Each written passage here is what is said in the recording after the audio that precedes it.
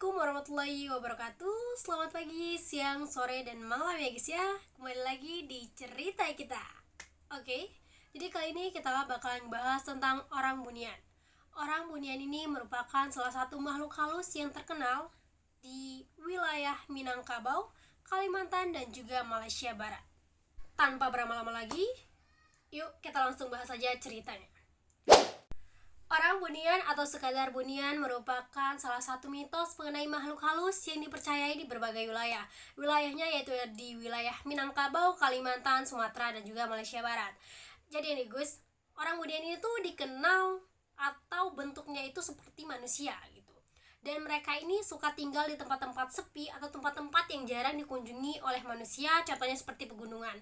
Nah, tentu aja nih kalau pegunungan kan biasanya emang jarang ya gitu didatangi manusia, terkecuali kalau memang orang-orang yang suka mendaki gitu. Tapi kan itu sangat jarang gitu, nggak ramai kayak pasar. Nah, selanjutnya juga orang bunian ini suka tinggal di rumah-rumah kosong atau rumah-rumah yang sudah tidak berpenghuni lagi gitu.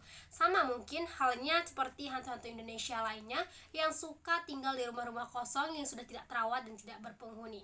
Orang bunian ini memiliki kekuatan supranatural dan orang yang bisa melihatnya itu biasanya adalah orang-orang yang memiliki kemampuan khusus, yaitu orang-orang yang memiliki indera keenam. Nah, kalau lu ada nggak? Nggak, sama kayak gue. Oke. Nah, langsung kita lanjut aja ya. Kalau orang bunian ini juga biasanya digunakan oleh dukun-dukun untuk melakukan kejahatan kepada orang lain. Jadi kayak ya kirim-kirim santet gitu. Terus juga orang bunian ini juga biasa dimanfaatkan untuk ya pelet mungkin dan lain sebagainya gitu. Oke nih guys, untuk wilayah Minangkabau, orang bunian ini dikenal dengan sebutan dewa. Tapi dewa di sini tentunya berbeda ya dengan perspektif dewa dari ajaran Hindu dan juga Buddha nih guys. Nah, dewa di sini yang dimaksudkan adalah dewa yang lebih mengarah kepada jenis kelamin perempuan yang memiliki rupa yang cantik dan juga menarik. Berbeda dengan ajaran lain bahwa dewa ini biasanya lebih menjurus kepada jenis kelamin laki-laki gitu guys.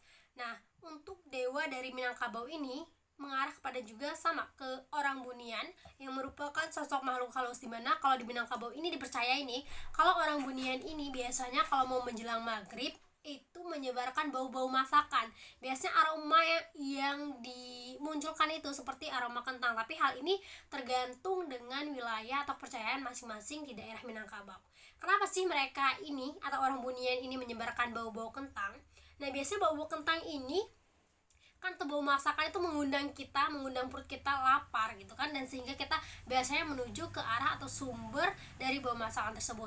Nah, biasanya bau-bau ini juga disebarkan orang bunian ketika di gunung-gunung, dan hal inilah yang menyebabkan orang-orang ketika di gunung itu suka tersesat. Karena ketika orang-orang mencium bau masakan ini, jadi orang-orang tersebut sudah kayak terpana gitu sama bau masakan ini, mencari sumber masakan ini, dan mereka sudah terperangkap di kampung orang bunian. Jadi bau masakan itu adalah salah satu pancingan dari orang bunian untuk mengundang manusia masuk ke perkampungan mereka. Orang bunian ini dipercaya juga nih guys sama masyarakat setempat bahwa orang bunian ini memiliki postur yang tegak, memiliki tangan dan kaki sama seperti manusia. Cuman ada beberapa hal yang membedakan orang bunian dengan orang atau manusia seperti kita ini. Orang bunian itu nggak punya philtrum. Philtrum itu apa sih? Jadi philtrum itu bata atau garis vertikal nih, ini yang kalau kita kan ada kan garis vertikal gitu di antara hidung dan juga bibir gitu. Jadi kalau mereka nggak ada, dia kayak gini. Dan juga kalau orang bunian itu, kalau kita kan alisnya terpisah, mereka tuh memiliki alis tersambung. Yang memiliki alis tersambung, jangan orang bunian ya. Nah, dan orang bunian ini juga sama seperti manusia nih guys kehidupannya. Mereka punya kerajaan, mereka punya pemimpin, terus mereka juga menikah, melahirkan, dan beraktivitas hampir sama dengan manusia. Tapi orang bunian ini hanya bisa dilihat oleh beberapa orang yang memiliki kekuatan supranatural atau memiliki indera keenam. Seperti yang udah gue sebutin sebelumnya nih guys, kalau orang bunian ini suka menyesatkan orang-orang di hutan nih. Cara mereka tuh seperti yang kayak gue bilang tadi, kalau mereka itu menyesatkannya dengan menyebarkan bau-bau masakan, sehingga orang yang mencium bau masakan tersebut tergoda terhadap bau masakan tersebut dan mencari sumber dari bau masakan tersebut. Setelah orang atau manusia yang disesatkan ini masuk ke perkampungan mereka, mereka itu biasa menyambutnya dengan hangat, kayak menyapa gitu, saling mengasihi orang yang datang tersebut. kasih sayang, sehingga nanti orang atau manusia yang udah tersesat di perkampungan mereka ini nggak mau pulang lagi gitu, karena udah merasa nyaman di tempat yang emang perkampungan mereka yang indah gitu, orang-orang yang ramah, fasilitas-fasilitas yang memadai, terus rumah-rumah yang bagus gitu kan. Jadi orang ini yang sudah tersesat itu melupakan nih dunia nyatanya atau dunia aslinya itu seperti apa. Dan orang Bunian ini seringkali juga membuat manusia yang tersesat di perkampungan mereka itu merasa nyaman, sehingga mereka itu melupakan kehidupan mereka di dunia asli, dan mereka itu ingin berkeluarga, beranak pinak di daerah orang Bunian itu. Di berbagai cerita itu ada juga beberapa orang yang memang berhasil lepas atau berhasil keluar